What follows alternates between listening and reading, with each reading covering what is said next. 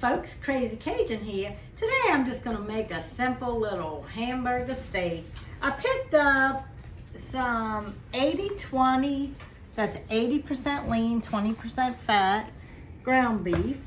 And I'm gonna get this mixed in, just slightly mixed with a little minced garlic, some beef broth, some paprika, and some breadcrumbs. Once that's incorporated and mixed together, and I've recently heard a tip somewhere, don't overmix because you don't want your meat tough. Just kind of lightly incorporate. Then I'm gonna fry it in a pan, and once it's fried and brown real good, I'll slice up a little bell pepper and onion, which I'll show you, and have that sauteed down. And then we'll make a homemade gravy.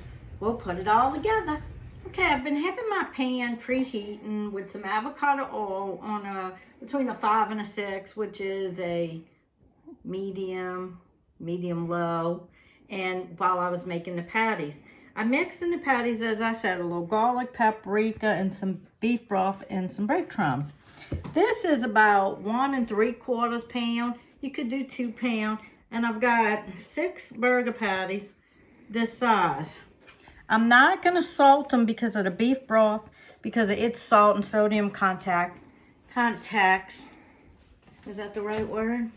Well, whatever the case may be, you know what I'm saying. Anywho, I'm going to keep the fire around a number 5, or the heat rather. And whoa, do you hear that sizzle? Whoa, let's get these, listen at the sizzle. Woo-woo. Okay, so I'm going to let this cook a couple minutes on each side. Then I'm going to take them out and let them rest so I can move on to the next stage of this process. Woo, don't do that. Anywho, 4 burgers, 1 pan. Don't want to overcrowd. And we'll see how these come out. Okay, so I cooked the burgers for 5 minutes, and then I lowered my heat to number 4 and flipped them and cooked them for 4 minutes. What I'm gonna do now, well, I say burgers, but they're hamburger steak. So a little of both. Hamburger steak, look like a burger, but they hamburger steak because of what we're doing and how we're preparing them. I'm taking them off right now, and I'm gonna cover them with foil while I cook the other 2. Look at them juices. Look at that. Can you almost taste it? Oh. This is going to be so scrumptious. And I'm going to keep my heat on 4. I'm going to go ahead, because the pan's super hot now. And I'm just going to go ahead and let these cook. And then once they're done, because I had to do it in stages, then I'll take them out and let them rest while I fry up and saute my peppers and onions that I've already sliced up. Let's see, just good little thin slices.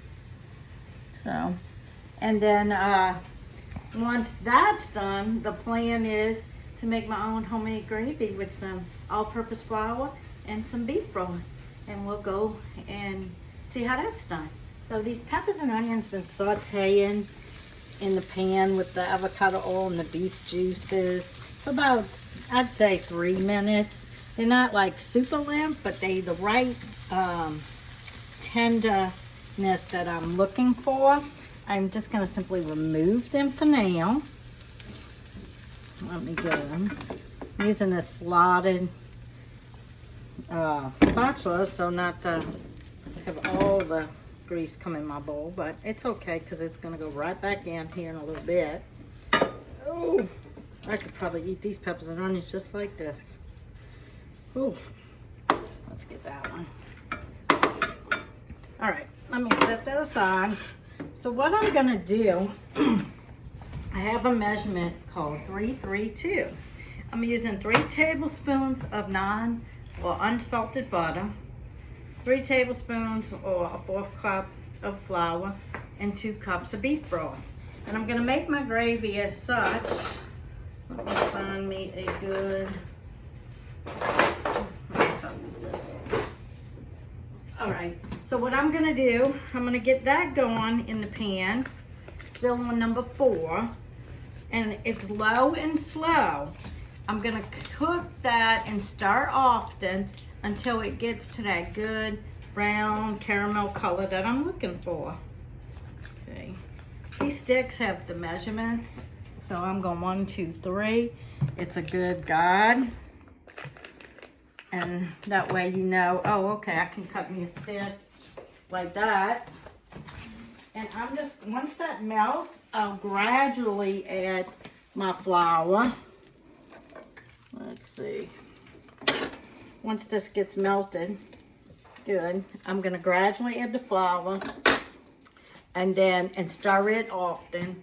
And then I'll start gradually adding the beef broth and continue to cook that. I may add a little Tony's only because I'm out of my slap your mom and I'm not gonna buy any till I run out of this Tony's. But once I'm out of Tony's and no going back, it's gonna be slap your mama all the way. Anywho, I think this is gonna come together nice, and then we'll marry all the ingredients and we'll have some good eating. Okay, keeping my heat, fire, whatever, on number 4. The butter had melted, and I'm just gradually adding a little bit of this flour at a time because I don't want it to come out into big lumps. And I'm constantly stirring as I'm adding it.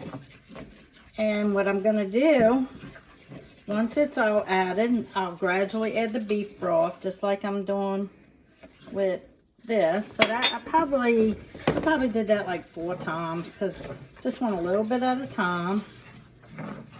And I'm gonna let this brown a little more before I start adding the beef broth, because low and slow is the key. And it's almost like making a roux. And in a roux, I wouldn't be adding any gravy elements, liquid elements, until this started getting brown anyway. So I'm gonna just kind of let this cook for a while, and then I'll start adding the beef broth, and I'll gradually incorporate that and let it cook for a while. And then at some point I'll add some maybe Tony Chachere's for flavoring, and then once I do that, I'll let it go. I'll lower the temp to maybe a number 2 and let it cook for 2 minutes. Then it'll be the thickness I'm looking for. If it gets a little too thick, you can add more liquid to loosen it up. And then I'll add hamburger steak, peppers and onions back to it, keep it on 2, cover it, and cook it for about 15 minutes. Maybe not so much a 2, a 3 for about 15 minutes, just to have all those flavors incorporate together. Okay, so this has been cooking low and slow for about 15 minutes, 13, and then I added my Tony's. You see the consistency? It's smooth. It's not too thin, not too thick. It could be a little thicker, but I'm not gonna continue to cook it thicker by itself because I want to add my hamburger steak and my peppers and onions back to it. And I'm gonna let it cook in it, and we'll go from there and see how this comes out. Okay, as I said, I added the hamburger steaks back. I added the peppers and onions on top here. And now look at that. Oh my gosh, doesn't that look so good? And see the color of that gravy? So I lowered the temp to number 2. I'm covering this, and I'm gonna let it cook for about 15 minutes. And then we'll cut one of those open and see how good it tastes. High hopes. Okay, I've just taken the hamburger steak out. I've served it up on this plate with a little peppers, onions, and gravy.